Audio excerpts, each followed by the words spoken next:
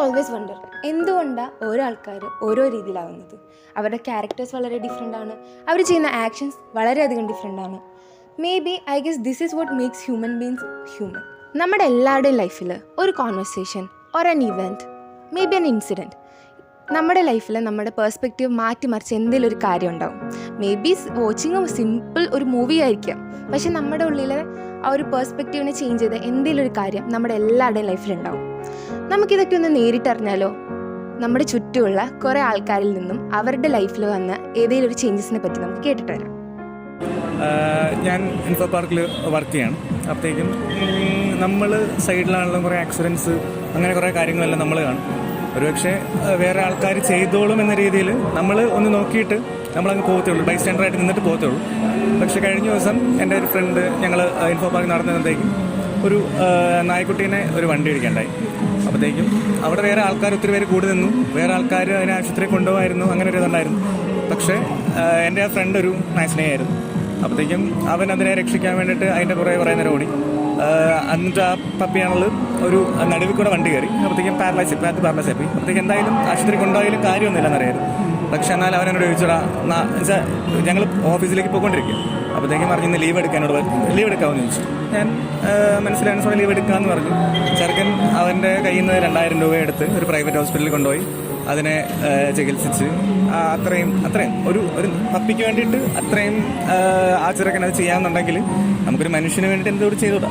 അപ്പം ഓരോരുത്തരുടെ POV ആണ്. നമ്മൾ പട്ടിയല്ലേ, ഒരു ജീവനല്ലേ, ബട്ട് ബേസിക്കലി ഇറ്റ്സ് ഒരു ജീവനാണ്. സോ അത് നമുക്കൊരു ജീവനെ എന്തുകൊണ്ടും ജീവനാണ് എന്ന് മനസ്സിലാക്കുക. മനുഷ്യന് മൃഗം അങ്ങനെയൊന്നുമില്ല, ജീവൻ. ഞാൻ എൻ്റെ വീട് ഇവിടെ അടുത്താണ്, പാലായിലാണ്. എനിക്കൊന്നൊരു 5ാം ക്ലാസ്സിലോ 6ാം ക്ലാസ്സിലോ എന്തോ പഠിക്കുകയാണ്. എൻ്റെ വീട് ഇവിടെ, എൻ്റെ തറവാട് അവിടെ, കാണാവുന്ന ദൂരത്തിലാണ്. ഞാൻ അത്യാവശ്യം എനിക്കങ്ങനെ വലിയ പേടിയുള്ള കൂട്ടത്തിലൊന്നുമല്ല. പക്ഷെ ഒരു ദിവസം ഞാൻ തറവാട്ടിൽ നിന്ന് എൻ്റെ വീട്ടിലേക്ക് വൈകുന്നേരമൊക്കെ ആയപ്പോഴത്തേക്ക് നടന്നു വരിക. എനിക്കെൻ്റെ വീട് കാണാം, പക്ഷെ എൻ്റെ പുറകെ കള്ള് കുടിച്ചിട്ടൊരു മനുഷ്യൻ വരുന്നുണ്ടായി.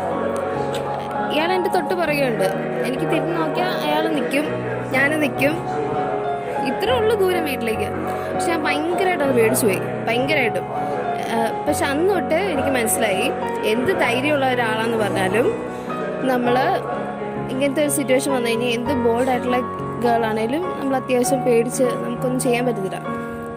അത് കഴിഞ്ഞ് ഞാൻ എന്താ ചെയ്തതെന്ന് വെച്ച് കഴിഞ്ഞാൽ, പ്രത്യേകിച്ച് ഉപകാരമൊന്നും ഉണ്ടായില്ല. പക്ഷെ BSc സമയത്ത് ഞാൻ കരാട്ട പഠിച്ചു. അതൊന്നും പ്രത്യേകിച്ച് ഉപകാരമൊന്നും ഉണ്ടായില്ല. പക്ഷെ നമുക്ക് തന്നെ ഒരു ഇത് എന്നിട്ട് മനസ്സിലായി, നമ്മളാണെങ്കിൽ ഇങ്ങനത്തെ എന്ത് ഇൻസിഡൻ്റ് ആയാലും നമ്മൾ മുമ്പ് തന്നെ മെൻ്റലായിട്ട് പ്രിപ്പയർ ചെയ്യണം. എനിക്ക് കൊണ്ടുപോലെ ഡെസ്റ്റിന് ഒരു വ്യക്തമായ കാഴ്ചപ്പാടുണ്ടായിരുന്നു. അതനുസരിച്ച് തന്നെയാണ് പോയത്.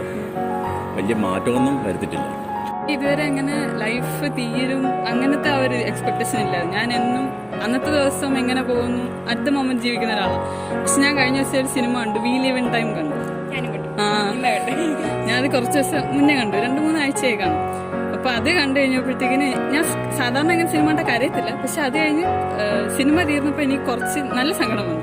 അതായത് സിനിമ എൻഡ് ചെയ്ത് ആ ഫോൺ അങ്ങോട്ട് വെച്ച് കഴിഞ്ഞപ്പോൾ ഞാൻ തന്നെ ചിന്തിക്കാൻ തുടങ്ങി, ഇൻ കേസ് ഞാൻ രാത്രിയിലാണ് കണ്ടത്. അപ്പൊ ഇന്ന് രാത്രി ഞാൻ ഇപ്പം എൻ്റെ ലൈഫ് തീർന്നു പോയാൽ ഞാൻ എന്തായിരിക്കും ചെയ്യാൻ പോകുന്നത്, അങ്ങനെ എനിക്ക് ഒത്തിരി തോട്ട് വന്നു. പക്ഷെ ഇതുവരെ ഞാൻ അങ്ങനെ ചിന്തിച്ചിട്ടില്ല. അപ്പൊ എൻ്റെ മനസ്സിലാദ്യമായിട്ട് വന്ന എൻ്റെ അമ്മയാണ്. അപ്പൊ ഞാൻ വിചാരിച്ചു ആദ്യം അമ്മയെ വിളിച്ച് പറയണം, ഇപ്പൊ ആരെങ്കിലും വന്ന് പെട്ടെന്ന് പറയും നിന്റെ ലൈഫ് ഇപ്പം തീരും എങ്ങനെയായിരുന്നു. ആദ്യം എൻ്റെ മനസ്സിൽ വന്ന എൻ്റെ അമ്മയാണ്. അപ്പൊ അതാണ്. അപ്പം അന്ന് രാത്രി ആ നേരം എനിക്ക് തോന്നി, പെട്ടെന്ന് ലൈഫ് തീർന്നു പോയി കഴിഞ്ഞാൽ ഞാൻ ചെയ്തു തീരാൻ പറ്റിയല്ല, എനിക്ക് ചെയ്തു തീരാൻ പറ്റിയോ, അങ്ങനെയൊക്കെ എനിക്ക് ചിന്ത വന്നിരുന്നു.